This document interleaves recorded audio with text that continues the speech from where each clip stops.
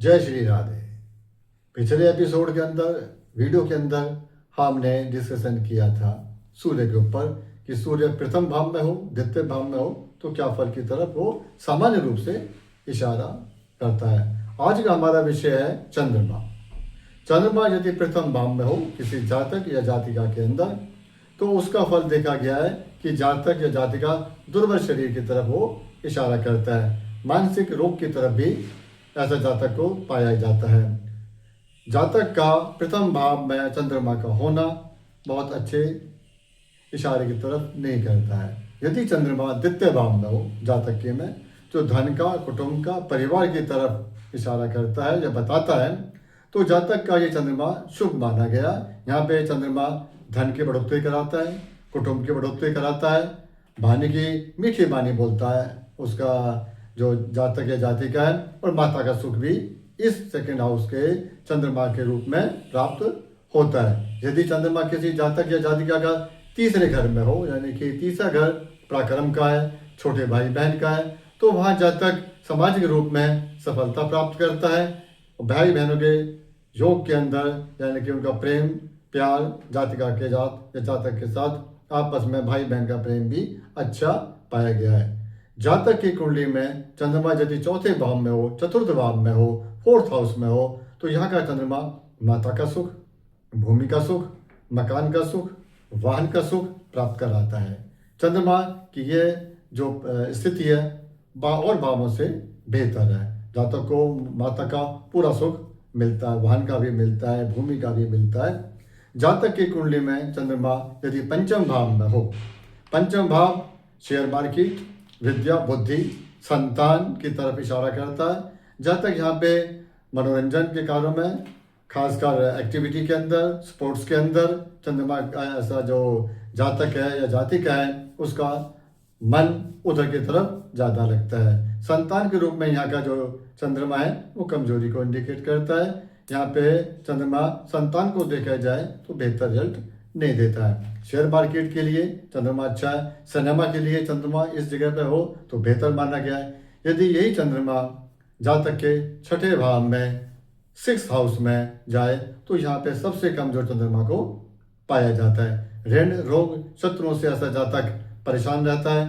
मानसिक रोग होते हैं, पेट के रोग होते हैं, कफ, कोल्ड, जुकाम, खांसी, ये बीमारी साथ साथ में लग जाती हैं और ऐसा व्यक्ति कर्ज के रूप में भी देखा गया है। व्यवसाय के रूप में, नौकरी के रूप में जातक को परेशानी उठानी पड़ती है। यदि जातक का चंद्रमा सातवें घर में हो, जो भाव आपके व्यापार की तरफ इशारा करता है तो यहाँ के जातक ऐसे व्यापार करता है जिसका लिंक आपके आप मान के चलें सब्जी का काम, दूध का काम, डेयरी का काम, यदि इसमें जातक काम करता है, एग्रीकल्चर के रूप में काम करता है तो ये जातक का कारोबार और कारोबारों से बेहतर देखा गया है। यदि जातक की कुंडली में चंद्रमा अष्टम भाव में जाता है तो अष्टम भाव भी चंद्रमा के लिए अच्छा नहीं पाया गया है। ये घर जातक को आयु की तरफ इशारा करता है। उसे आयु पक्ष में कष्ट की प्राप्ति होती है। अचानक किसी भी परेशानी का आना जातक को देखना पड़ता है।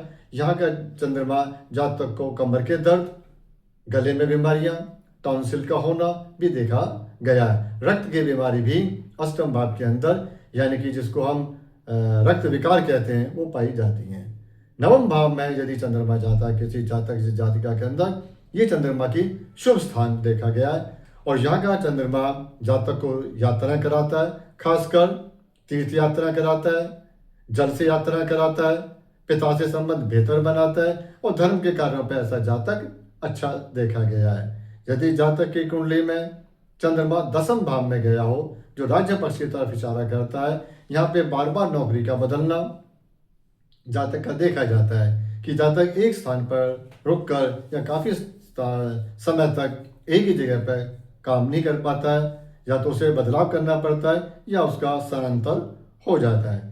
चंद्रमा यदि जातक के एकादश भाव में हो यानी कि 11वें घर में हो, 11th हाउस में हो तो ये जातक का चंद्रमा के लिए शुभ स्थान पाया गया है। बड़े भाई बहनों की तरफ भी इशारा करता है, उन्हें उसका लाभ मिलता है, माता का सुख भी यहाँ पे प्राप्त होता है।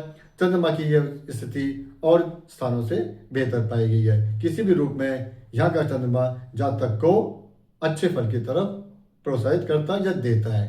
यदि चंद्रमा 12वें घर में गया हो, 12वां घर व्यय का है, हर चीज का व्यय करता है, स्थानांतर भी कराता है, स्वास्थ्य को भी कमजोर करता है, और यहाँ का जहाँ तक मानसिक रोग में भी कई बार देखा जाता है। डिप्रेशन आदि की बीमारी भी देखा गया है। माता का सुख भी कम देखा गया है। कई बार जहाँ तक मानसिक रूप में इतना बीमार हो जाता है कि उसको एक चीज की बजाय कई स्थानों के अंदर स्थानांतरण करना पड़ता है। और यदि चंद्रमा जोरों से ज़्यादा कमजोर हो तो जहाँ तक कई बार सुसाइडल टेंडेंसी भी, यानी कि जिसको बोलते हैं सुसाइड की पोजीशन बन जाती है। आज हमने आपसे विचार विमर्श किया, यह विषय पर चर्चा करी कि चंद्रमा 12 भावों में अपने अपने स्थान को क्या फल देता है। आगे के एपिसोड में या वीडियो में हम चर्चा करेंगे मंगल के विषय में कि मंगल पहले घर से लेके 12वें घर तक क्या करता है, क्या उपाय करने चाहिए उनके लिए, इसके बारे में विचार विमर्श करेंगे। आज हम अपनी वाणी को यहीं विराम देते हुए जय श्री राधे।